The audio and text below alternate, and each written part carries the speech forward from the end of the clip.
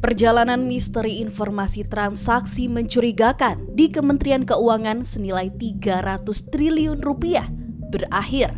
Padahal saat pertama kali menyeruak ke publik, transaksi gelap hasil analisis Pusat Pelaporan dan Analisis Transaksi Keuangan itu kabarnya tak pernah diurus sejak 2009 hingga 2023. Kronologi munculnya kabar transaksi gelap ini diawali pernyataan Menteri Koordinator Bidang Politik, Hukum, dan Keamanan Mahfud MD saat berada di Yogyakarta pada 8 Maret 2023. Dirinya mengonfirmasi beberapa temuan PPATK terkait transaksi jumbo dari rekening Rafael Aluntri Sambodo atau RAT, mantan pejabat eselon 3 di Direktorat Jenderal Pajak Kementerian Keuangan yang tengah diperiksa KPK. Di antaranya, transaksi di rekeningnya yang mencapai 500 miliar rupiah. Informasi didapatkan oleh Mahfud karena dirinya merupakan Ketua Komite TPPU yang sekretarisnya adalah Ketua PPATK. Saya sudah dapat laporan yang pagi tadi terbaru malah ada pergerakan mencurigakan sebesar 300 T di lingkungan Kementerian Keuangan yang sebagian besar ada di Direktorat Jenderal Pajak dan Bea Cukai. Dan saya sudah sampaikan kepada Bu Sri Mulyani, PPATK juga sudah menyampaikan. Kenapa saya bicara kepada saudara, kita kan tidak bisa sembunyi-sembunyi di era sekarang. Saya tidak ngomong, itu juga bisa bocor keluar. Setelah pernyataan itu dikeluarkan, Inspektur Jenderal Kementerian Keuangan Awan Nurmawanuh memberikan responnya. Menurut Awan, dirinya belum mengetahui data yang disampaikan Mahfud. Bahkan Awan mengaku baru mengetahui adanya transaksi mencurigakan 300 triliun rupiah itu dari media massa. Karena belum ada surat resmi terkait hal tersebut yang disampaikan pihak Mahfud kepada Kemenkyu. Menteri Keuangan Sri Mulyani merespons kabar yang dilontarkan Mahfud. Sri Mulyani mengaku memang kerap kali mendapat surat laporan dari PPATK. Surat yang diterima Sri Mulyani terkait laporan PPATK ini sebanyak 196 dari 2009 hingga 2023. Dirinya pun menegaskan sudah merespons seluruh laporan yang disampaikan PPATK maupun yang berasal dari permintaan Itjen Kemenkyu. Namun ia menegaskan tidak ada satupun surat laporan yang berisi angka 300 triliun rupiah. Mengenai 300 triliun terus terang saya tidak lihat di dalam surat itu nggak ada angkanya. Jadi saya nggak tahu juga 300 triliun itu dari mana angkanya. Nanti saya akan kalau kembali lagi ke Jakarta saya akan bicara lagi dengan Pak Mahfud dan juga Pak Irfan angkanya itu dari mana. Sehingga saya juga bisa punya informasi yang sama dengan Anda semuanya, media dan masyarakat. Tentu saya tanya kepada Pak Irfan cara menghitungnya gimana, datanya seperti apa. Karena di dalam surat yang disampaikan ke saya yang dalam hal ini ada lampirannya 36 halaman itu nggak ada satupun angka gitu. Jadi aku nggak bisa berkomentar mengenai itu dulu, tapi saya janji nanti akan ketemu sama Pak Mahfud sama Pak Irfan untuk bisa mengklirkan sebetulnya ini masalahnya apa, di mana, siapa, dan saya berjanji akan sama Pak Mahfud, ayo Pak Mahfud, aku dibantuin, aku senang dibantuin, kita mau bersihin, kita bersihin. Kementerian Keuangan pun mengirimkan tim untuk bertemu dengan Mahfud MD yang diwakili oleh Wakil Menteri Keuangan Suhasil Nazara.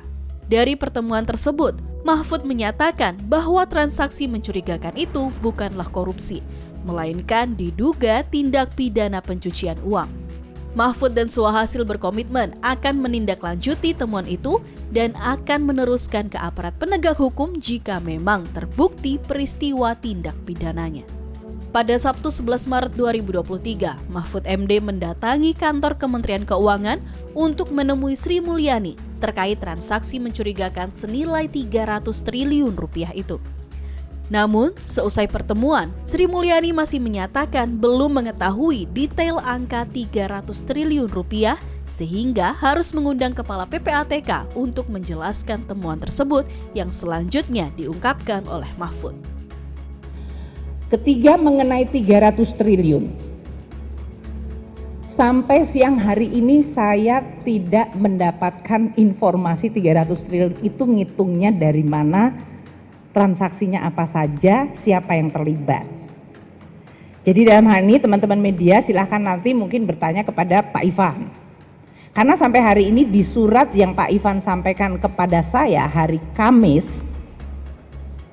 surat tersebut menyangkut jumlah surat yang disampaikan PPATK pada kami dan list dari kasusnya, tidak ada angka rupiahnya. Jadi kalau hari ini teman-teman media menanyakan kepada saya, jawaban saya tetap sama seperti kemarin karena saya nggak ada tambahan informasi. Nanti saya sudah kontak Pak Ivan, saya juga seizin Pak Mahfud ya Pak Mahfud. Iya. Saya tanyakan kepada Pak Ivan 300 triliun itu seperti apa Mbok? Ya disampaikan aja secara jelas kepada media. Siapa-siapa yang terlibat, pohon transaksinya seperti apa. Dan apakah informasi itu bisa di-share ke publik, apakah informasi itu menjadi bukti hukum, monggo, makin detail makin bagus. Sementara Mahfud MD kembali menekankan bahwa pernyataan yang ia keluarkan sebelumnya mengenai kecurigaan transaksi 300 triliun rupiah itu bukanlah korupsi, melainkan diduga tindak pidana pencucian uang. Yang diserangkan oleh Bu Sri Mulyani itu ya memang itu adanya, itu benar. Tapi sebenarnya saya kan ketika ngomongkan 300 triliun itu bicara tentang pencucian uang, bukan korupsi. Coba dibuka lagi semua, ada transaksi aneh yang melibatkan sekian ratus pegawai Kementerian Keuangan, ya, yang diduga sebagai pencucian uang, bukan korupsi. Karena korupsi itu mekanismenya sini sudah jalan. Apa pencucian uang itu? Saya beri contoh lah pencucian uang itu, yang gampang gitu, yang sekarang sedang diperiksa. Rafael Alun, itu ketika terjadi peristiwa penganiayaan terhadap David oleh Mario, itu kan orang bertanya, ini kok orang gayanya bagus, mobilnya bagus, katanya hanya anak pejabat eselon 3 di Kementerian Keuangan. Lalu saya minta ke PPATK, Pak, ini pernah ada masalah enggak di PPATK gitu. Terus ditunjukkan surat tahun 2013 kepada KPK, bukan kepada Menteri Keuangan. Ada suratnya. Sudah dilaporkan Pak bahwa ini agaknya kurang beres.